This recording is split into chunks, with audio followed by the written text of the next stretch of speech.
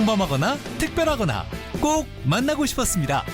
사람이 뉴스다. 네, 뉴스파다 이어가겠습니다. 22대 국회가 개원한 지 70여일 정도 흘렀다고 하는데요. 여야의 강대강 대치가 워낙 격하다 보니까 공식적인 개원의 모습을 우리가 제대로 바라보지도 못했습니다.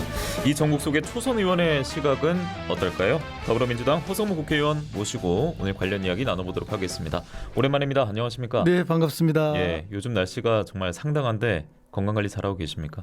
예, 뭐 워낙 더웠어요. 예. 잠시만 밖에 있어도 정말 힘든데 우리 서민들 굉장히 어려울 거라고 생각을 합니다. 예. 모두가 잘 이겨내시길 바랍니다. 네, 의원님 역시나 건강관리 잘하시길 예. 바랍니다. 요즘 그 폭염 뜨거운 날씨만큼이나 뭐 스트레스 지수도 있고 불쾌 지수도 있고 여러 가지 더욱더 이 국민들의 열을 돋구는 뉴스도 많이 나오는 것 같습니다. 특히 내일 광복절인데 이 광복절과 관련해서는 참 불쾌한 뉴스가 많이 나오는 것 같거든요. 사도광산 유네스코 세계유산 등재도 있을 것이고 무엇보다 신임 독립기념관장 관련한 역사관 논란이 있는 분의 소식도 그렇고 우리 내부에서도 이런 잡음이 나오고 있는 거 아니겠습니까? 이에 대해서는 좀 어떤 총평을 갖고 계십니까? 예, 내일이 이제 79주년 광복절인데 예. 우리 광복절이 되면 이제 굉장히 기쁜 마음으로 그렇죠. 우리 전체의 정체성을 고양시키는 그런 기념 행사도 많이 하는데 그래서 좀 기뻐야 되는데 예. 굉장히 좀 참담한 마음이 지금 가지게 돼서 굉장히 마음이 좀 아프다는 말씀을 먼저 드리고요. 지금 그 윤석열 정부 들어서 일제 강점기, 흔히 우리가 일제 시대라 하죠.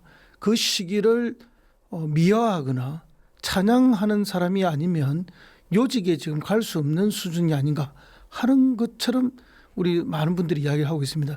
이제 그 정도로 뉴라이트적 사고를 가지고 일제 강점기를 미화하는 자들이 너무 이 국가의 주요 요직에 많이 가고 있다.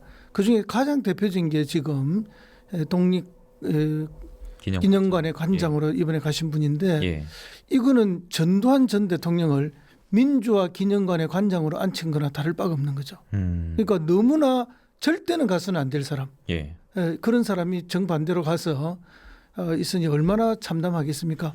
이제 그런 데서 우리 국민들이 이번 윤석열 정부의 인사와 본질에 대해서 많은 생각을 하게 되고 지난 2년 넘게 이렇게 답답했던 그의 원인이 거기에 있는 것이 아닌가. 예를 들면은 초기에는 윤석열 정부가 너무 권위적이다 이런 비판하다가 이거 검사 독재가 아닌가 이렇게 하다가 지금은 일제 밀정들의 활약이 너무 많이 일어나는 것이 아닌가, 대통령실에 밀정들이 있는 것이 아닌가라는 표현까지 왔습니다. 그래서 최근의 규정은 정치 검사와 밀정들의 연합 정권이 아닌가. 그러면 윤석열 대통령이야말로 그런 정치 검사의 성격 그리고 친일파적 성격을 동시에 가진 분이 아닌가. 대통령 본인이 그런 성향을 가지고 있다 보니까 주변에 모여드는 사람들도 다 그런 사람들이고 실제 요직에 임명되는 사람들도 그런 사람이 아닌가. 국방장관을 하다가 이번에 대통령 안보실장으로 들어가신 분은 신원식이라는 분입니다. 그런데 갑자기 또 국방부 장관 교체가 되게 됐더라고요. 그것도 내부에 또 다른 사정이 있는 것 같은데요. 어쨌든 이분도 이한용을 이해한다라고만 하고 오히려 대한제국보다는 일제 시기가 더 낫지 않았냐는 투의 그런 말씀도 하고 있으니까 정말 대한민국의 정체성을 뿌리째 흔드는 거죠. 그래서 광복절을 하루 앞둔 이 시점에 정말 우리 국민들이 더 답답하고 이게 정말 대한민국 정부가 맞냐. 그러니까 심지어 어떤 분들은 이런 말까지 하죠. 아니 대통령이 아니라 총독이 아니냐. 그런 표현이 쓸 정도로 지금 참담한 시점에 와 있다. 이런 말씀드립니다. 허성무 의원 지적에 동의하는 분들은 그 홍범도 장군 흉상 철거의 이전 그 뉴스도 떠오를 것이고, 그렇죠. 그리고 뭐 우길기를 단 뭐 함정이 들어온다 뭐 그런 얘기도 있지 않았습니까? 그것도 이번 정부에 있었던 일 같은데요. 그렇습니다. 그는 뭐 자위대 함선들이 이미 우길기를 달고 들어왔죠. 들어왔고 홍범도 장군을 비롯한 사실은 지금 육사에 있는 독립투사들은 무장 독립운동을 했던 그런 장군들이죠. 그렇기 때문에 이제 육사의 민족 정기를 위해서 또 육사가 무장들이니까 그렇게 했는데 그분들의 흉상을 철거하겠다는 거 아닙니까? 그러니까 도대체 어떤 민족 정기를 육사가 만들려고 하는가 하는 근본적 의심을 하게 되는 거죠. 예, 지난 2년이 넘는 이 세월들이 너무 답답합니다. 아마 내일 이 관련해서는 이야기가 더 뜨거워지지 않을까 싶기도 합니다. 자, 그리고 또 민주당 의원이시니까 이 내용도 여쭙고 싶었습니다. 앞서 저희가 전반전에 다루기도 했었는데 김경수 전 경남도지사 복권 결정이 났습니다. 어떻게 평가하십니까? 예, 뭐 당연히 이쯤에 복권시킬 것이라고 저희들이 짐작했던 일이고요. 왜 당연히요? 예상됐던 수순이죠. 처음에 복권을 안 해주고 사면만 시켰잖아요. 그렇죠. 뭐 실제 현기가 몇 달 남지도 않았는데 무슨 특별한 걸 하는 것처럼 그렇게 했고 그때도 뭐 국정농단 세력이라든지 많은 사람들을 사면 복권시키면서 김경수 사면권을 가지고 여론을 호도했던 적이 있습니다. 이번에도 마찬가지예요. 이번에도 보면은 실제로 뭐 안종범이라든지 그다음에 조윤선 그리고 현기환 그다음에 제일 중요한 게 원세훈 전 이런 분들 사실은 국정농단 세력들 아닙니까? 근데 만약에 김경수를 복권시키지 않고 이분들만 사면 복권시켰다면 얼마나 연원이 나빠지겠습니까? 근데 이제 수사하고 처벌한 그럼요. 사람을 근데 김경수를 먼저 띄움으로써 모든 여론을 잠재워 버리고 요것만 화제가 되게 하고 그렇죠. 근데 이제 사실은 뭐 이 의도에 대해서 여러 분석이 있습니다만은 야권을 분열시키기 위한 카드다. 그런데 이제 실제로는 여권이 분열이 됐죠.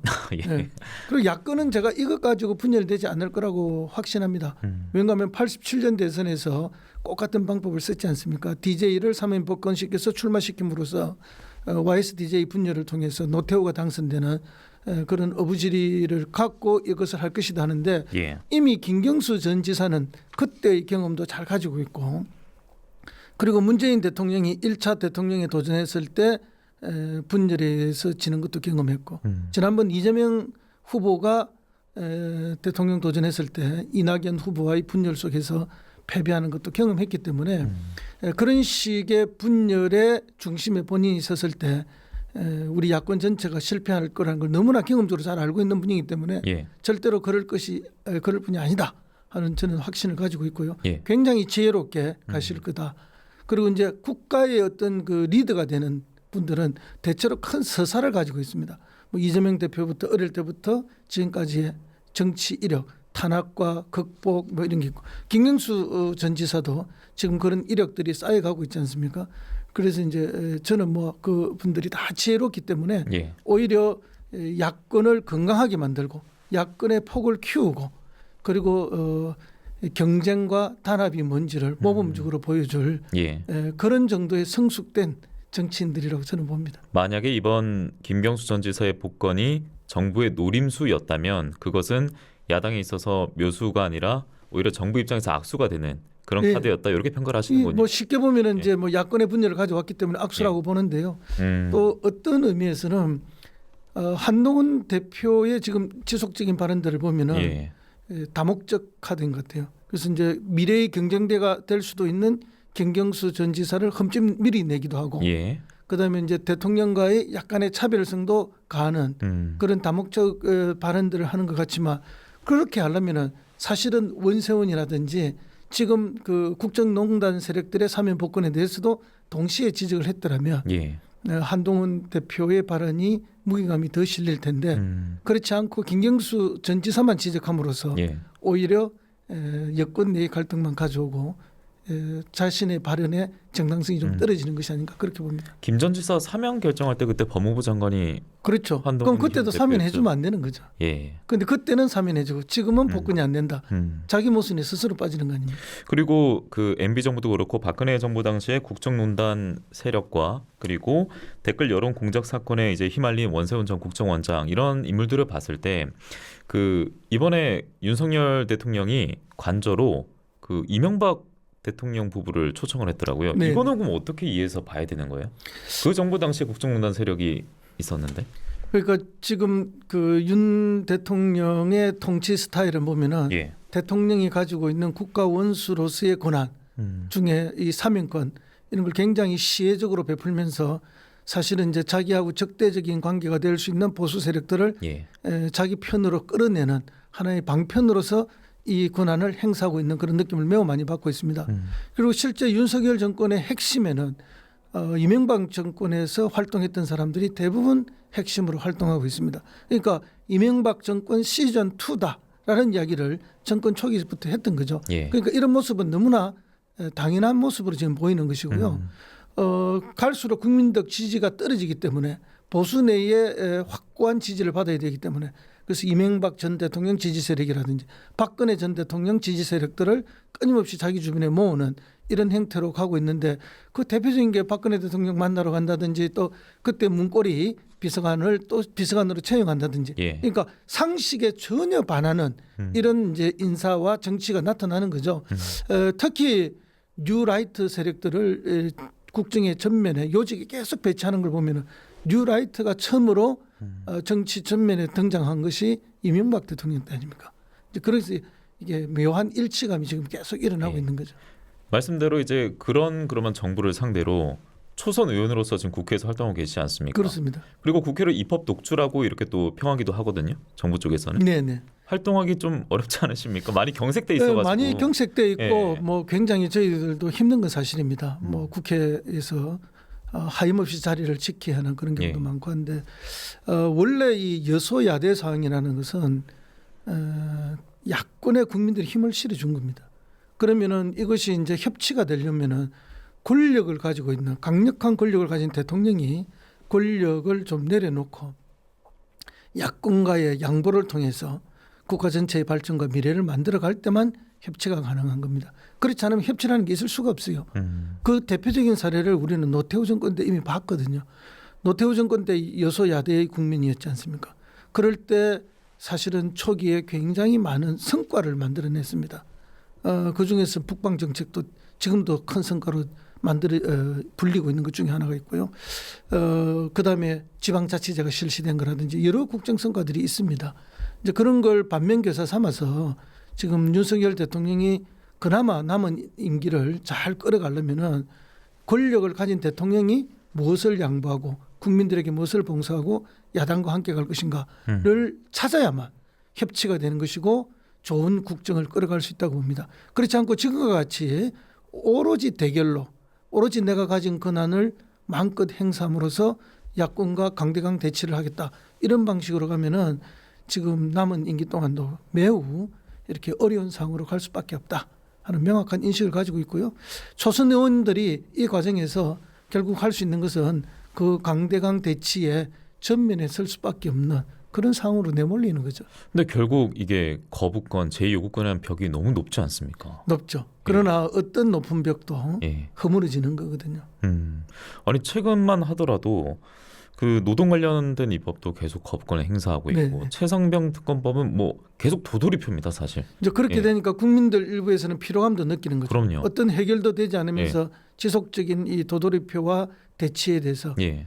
그러나 이 문제를 결국 해결하는 것은 국민들의 여론이고 그리고 대통령이 그 국민의 여론에 대한 응답이라고 저희들은 봅니다. 예. 그렇기 때문에 저희는 옳은 일 또 반드시 상식적인 사회로 가기 위해서는 해결돼야 될 일에 대해서는 끊임없이 주장할 수밖에 없는 거죠. 예. 그렇게 주장하고 반복하다 보면은 결국은 대통령의 거부권이라는 이 높은 장벽도 예.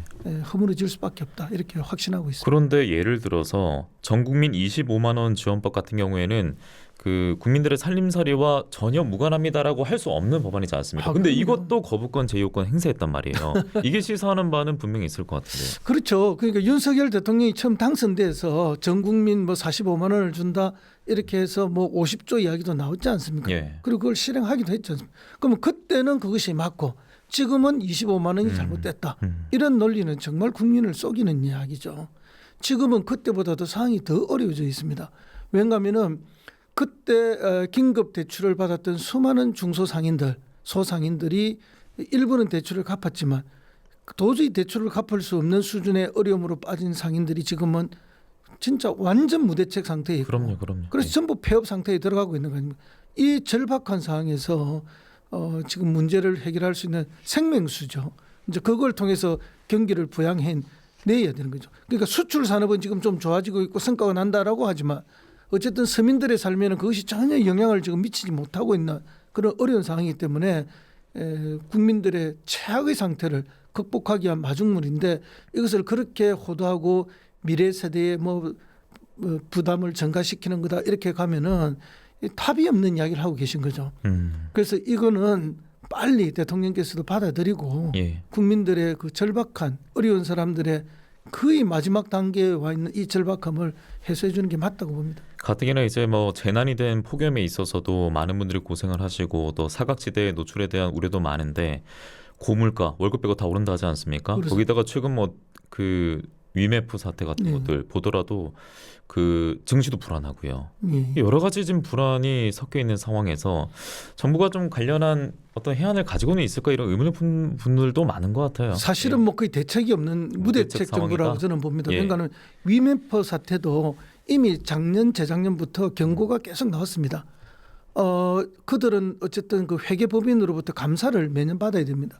그 회계법인의 감사 결과에 자본 지급력이 없다, 결제 능력이 없다라고 계속 지적을 하고 있습니다. 예. 그러면 금감이라든지 공정에서 이미 관리를 했어야 되는 거예요. 근데 관리를 전혀 안 놓고 손을 놓고 있었던 거죠. 오히려 중소벤처기업부에서는 거기에 공급자, 셀러 기업들, 중소상인들을 등록하도록 계속 지원을 해주고 있었던 거 아닙니까? 그럼 이거에 대한 책임은 정부가 져야지 누가 지겠습니까? 관리 감독의 그 권한을 가진 자들이 정부 아닙니까? 그런 면에서는 정부가 큰 책임감을 느껴야 되고요. 지금 사태가 발생했는데도 그냥 다시 대출을 해줄 테니까 그 대출로 해결하라 이런 거거든요. 예. 그러면 지금 파산 직전에 있는 사람들한테 빚으로 떼우고 그럼 그 빚의 만기 시기가 오면은 더 파산할 수밖에 없는 이런 구조를 만드는 건 결코 해결책이 아니다. 예. 정부가 더 적극적으로 근본적인 대책을 세울 필요가 있다 말씀을 드립니다. 네. 허성무 창원시 성산구 국회의원과 저희가 이야기 나누고 있는데 저는 여전히 좀 초대 창원 특례시장이 떠오르긴 합니다. 그리고 또 경남 MBC 경남에 오셨고 또 저희 방송 뉴스바다 출연해 주셨으니까 이것도 궁금해서요. 그러니까 창원 특례시는 그 인구 100만이지 않습니까? 근데 이게 지금 거의 유지하기가 힘들다는 뉴스가 쏟아지고 있어요. 우리 창원이요.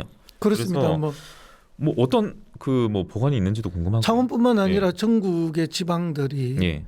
인구 감소 때문에 극심한 고통을 겪고 있고요. 뭐 수도권의 다른 예. 뭐 특례시 같은 경우는 좀 약간 예외입니다. 인구가 늘죠. 수도권 예, 오히려 예. 특례시들이 그런 상황이고 수원 옆에 있는 화성은 꼭 100만에 도달을 합니다. 해서 다시 특례시가 되는 거예요. 예. 근데 창원은 계속 인구가 줄어서 이제 특례시 자격을 박탈당할 위기에 놓여 있어요.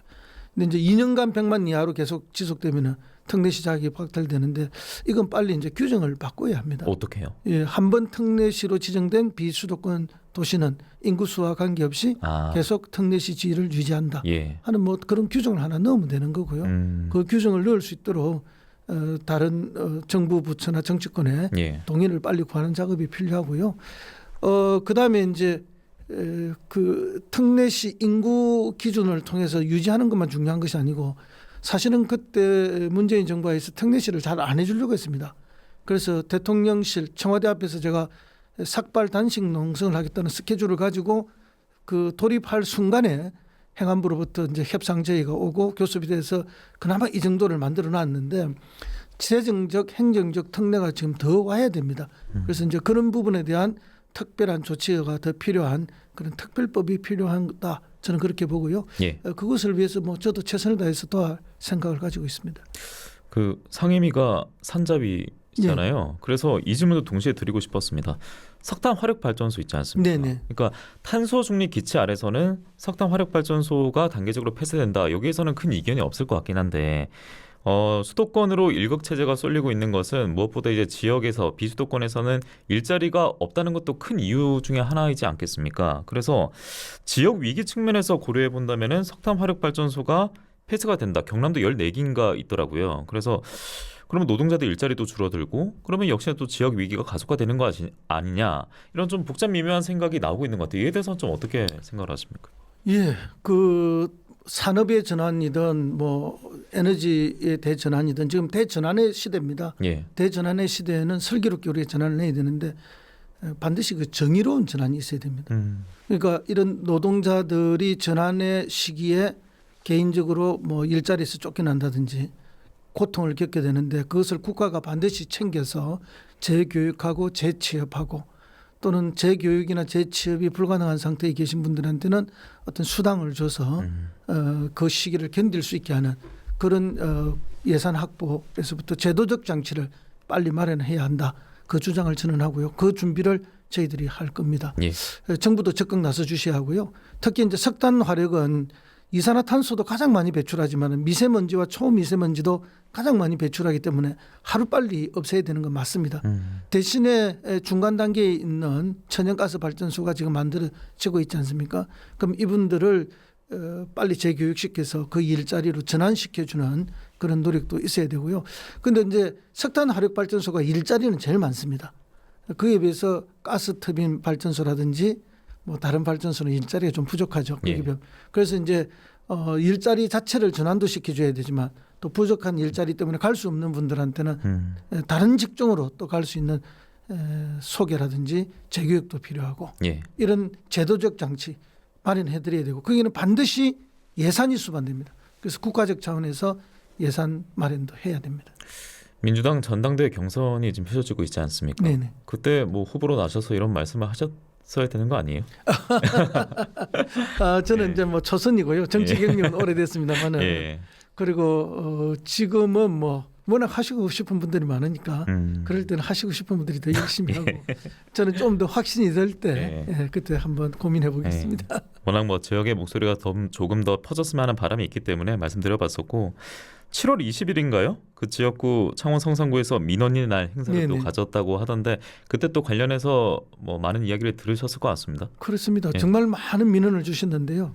우리 국가산단의 그 구조 고도화를 위한 제언을 주시는 분도 계셨고 그다음에 많은 생활 민원들이 있었고요. 안전을 위한 민원도 많이 주셨고 예. 그다음에 이제 최근에 어떤 그 사기 분양 비슷한 이런 민원이 단체 민원이 오셨어요. 예를 들면 이제 생활형 숙박시설이라는 게 있어요. 과거에 이제 아파트가 워낙 투기 대상이 되니까 규제가 들어가니까 오피스텔로 옮겨갔고 오피스텔도 이렇게 제어를 하다 보니까 생활형 숙박시설로 투기 수요가 갔는데 예.